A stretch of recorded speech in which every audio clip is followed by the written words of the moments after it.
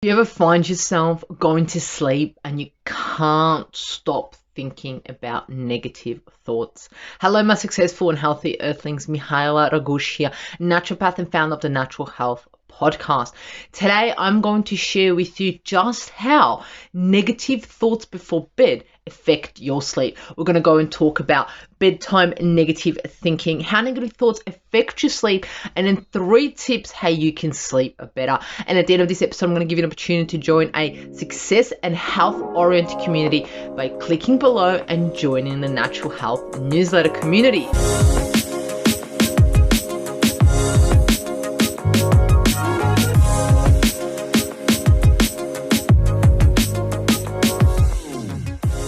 Welcome to the Natural Health Podcast, where we bring awareness of sustainable health in the business hustle space. Natural Health Podcast is perfect for the high-performing, business-minded individuals who want to work with their biochemistry to achieve success and optimal health.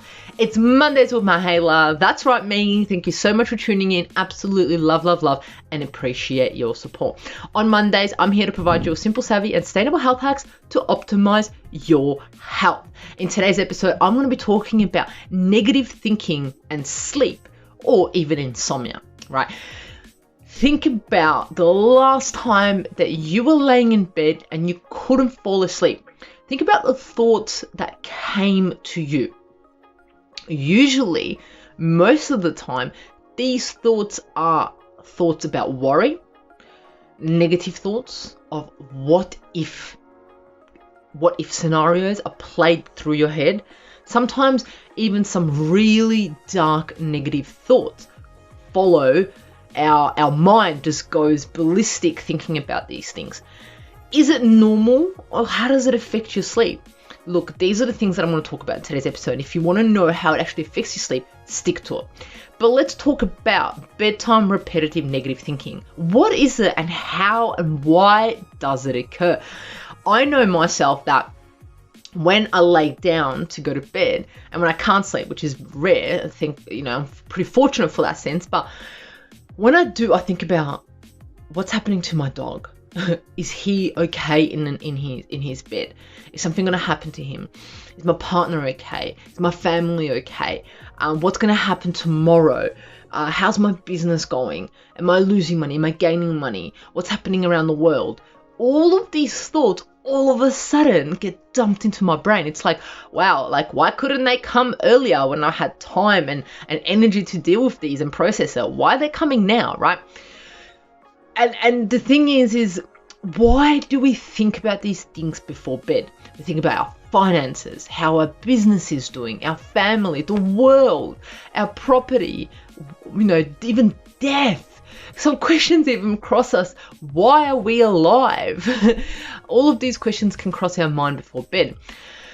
And research has actually demonstrated an association between repetitive negative thinking and a variety of sleep-related measures, including insomnia, which doesn't really come as a surprise when you think about it, right?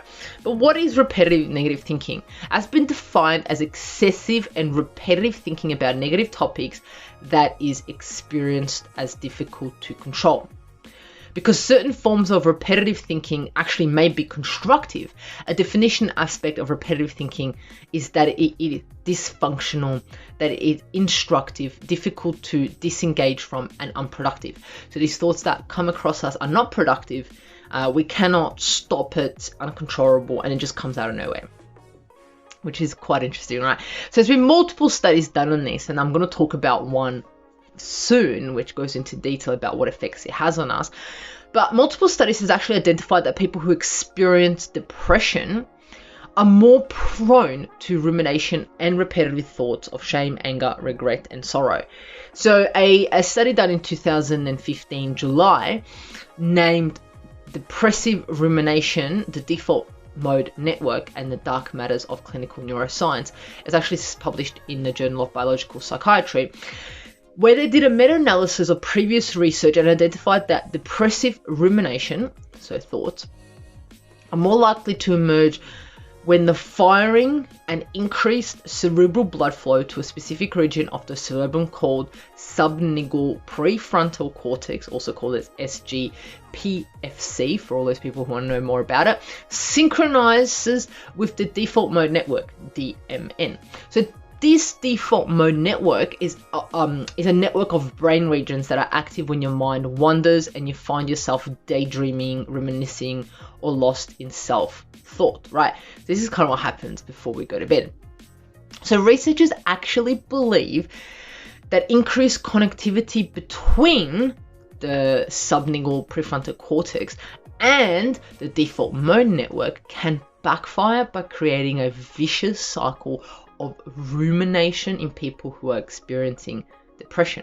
This is specific to depression, but if it has a link there, imagine the link also, right? So depressive rumination can feel like you're a lab rat literally running on a wheel. You're like running on that wheel. When is it going to stop? All these thoughts, negative thoughts, finances, work, family. It's like a running wheel, right? So how can you break this cycle of negative rumination? But with this research, based on a simple split brain up-down model between the cerebellum and the cerebrum, which houses the SGPFN that I mentioned earlier, they believe that activities engage the cerebrum and unclamp the prefrontal cortex might be directly linked to breaking obsessive or compulsive ruminations. These include climbing trees or balancing on a beam, which is absolutely interesting. So I thought, kind of like, I'll start off this podcast by talking a little bit about these rumination thoughts and these ongoing thoughts. So this person, the psychiatrist, I believe, is saying that for us to break this cycle of these ongoing negative thoughts is climb a tree because this actually does something to your brain. It unclamps it. Or even balancing on a beam. So I'm not here saying that if you can't sleep, you're laying late at night, that you go climb a tree in your backyard or in your neighbor's backyard or even balance on a beam. But hey, it may help, right? But let's go into the study that I found of how negative thoughts actually affect your sleep. This is so interesting. It blows my mind. And I love anything associated with sleep and finding out how it affects us. So this study was actually this year, a study published in 26th of April, 2021. Bedtime repetitive negative thinking moderates the relationship between psychological stress and insomnia. So they looked at 507 undergraduates. The current study demonstrates that the observed positive correlation between self-perceived stress and insomnia severity is moderated by the tendency to engage in repetitive negative thinking at bedtime. So findings from this study suggest that insomnia treatments that can simultaneously reduce stress and address bedtime repetitive negative thinking may be optimal. So these individuals who have insomnia, they're suggesting that they actually look at reducing their stress and also addressing the repetitive negative thinking. How do you address the repetitive negative thinking? Climb a tree. Well, that's what that previous study said, right? Because this can all lead to depression, or depression can lead to repetitive negative thinking. So you have to think about these individuals. If you do have repetitive negative thinking, are you depressed? Do you have too much inflammation in your brain? What is actually happening in your brain, right? There was also another study. Another study looked at repetitive negative thinking was associated with shorter sleep duration and delayed sleep time. This is key. Let me read that again to you. Repetitive negative thinking was associated with shorter sleep duration and delayed sleep timing. I have been blabbing on about sleep for years now. And if you know what effect a reduced sleep duration has, but also delayed sleep timing, you would understand why you would have repetitive negative thinking, right? Or vice versa. So essentially, individuals who endorsed a preference for later sleep and activity times also reported more repetitive negative thinking. So if you're an evening chronotype where you go to bed at like 1, 2, 3 a.m. or even midnight, you are more likely to have repetitive negative thinking. So you might actually be the individual that you're a morning chronotype where you actually go to sleep about, let's say 10 p.m. and then all of a sudden you get this email and you have to get back to your client, and for whatever reason you stay up till midnight, and then you get into bed and you think you're going to fall asleep exactly the same way that you do at 10 p.m. I'm here to tell you that it's not going to happen. And you may get more repetitive negative thoughts. That might mean shorter sleep time, that might mean inflammation in the brain, that might mean depression. It is all linked in. It is all linked in. So Essentially, these findings from this study suggest that repetitive negative thinking may be uniquely related to both sleep duration and timing.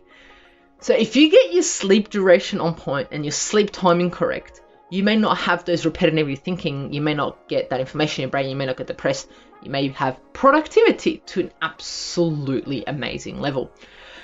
So essentially, the shorter a person's sleep duration, the longer it took them to shift their attention away from negative stimulus, which is so interesting.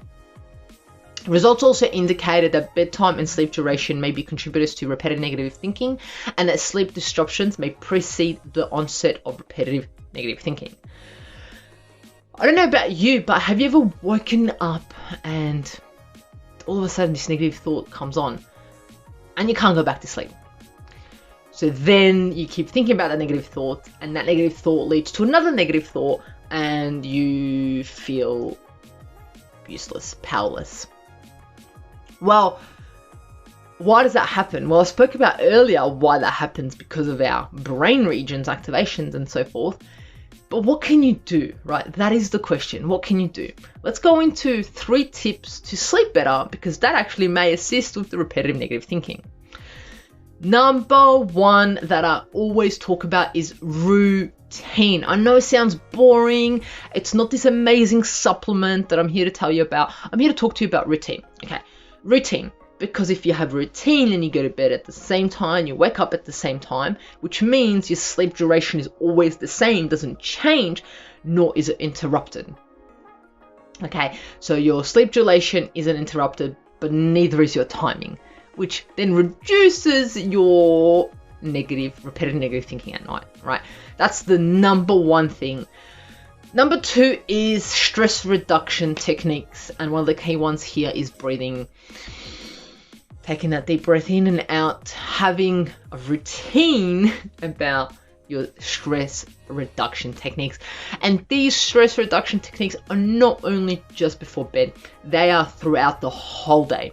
Especially in the mornings, during the day, at night. These occur throughout the whole day. They're not just before sleep, so you can sleep better, right? Number 3, the last one, is gratitude, right? If we're laying there and all we're thinking about is our finances, our business, our family, the world, if we show a bit of gratitude, it shifts our brain. If we show a little bit of gratitude, we change how we're thinking about a certain scenario, a certain situation, and we come into being more positive, more graceful, we don't have time to think about those negative thoughts. We move them into positive thoughts, right? And now it sounds a little bit hippy, but it is going to change your repetitive negative thinking, because you can only think about a few things at once. I think even only one thing, right? And if you think about something positive, being like, wow, I'm so grateful for my current business. I'm so grateful for my clients. I am so grateful for my family. I'm so grateful for the world. You don't have time to really think about the negative stuff, right? So number 1, routine. Number 2, stress reduction techniques. And number 3, gratitude. Combining all of these together is going to assist you to reduce repetitive negative thinking at bedtime, but also going to assist you to sleep better, because if you're sleeping better, you'll have a less chance of having those repetitive negative thoughts before bedtime. So it's like a bonus, okay? So there you have it.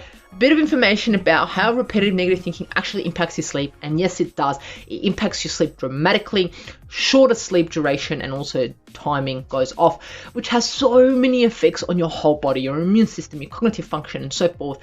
Check out all my other episodes on sleep that I talk about, because if you are thinking about negative thoughts before sleep, you are affecting your heart, you're affecting your immune system, and so forth. If you know someone who would benefit from this video, please send this video to them, share it, do what you do best. Love, like, share, comment, subscribe to the Natural Health Podcast, do what you got to do. And if you want to join our health and success oriented community and get a newsletter sent to you every Friday with bonuses, specials from our guests, from our products, and so forth, and also get a summary of what's been happening during the week on Natural Health Podcast, join the newsletter below and you will be surprised with the goodies that are available there. Remember, the missing link between failure and success is your health.